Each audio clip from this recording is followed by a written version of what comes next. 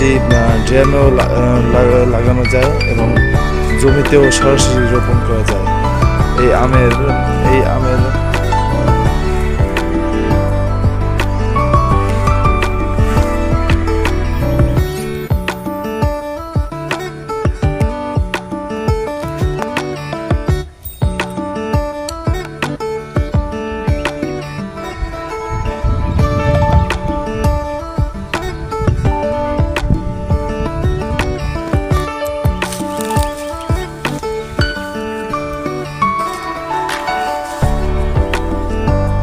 অত্যন্ত সুস্বাদু এবং মিষ্টি জাতীয় আম।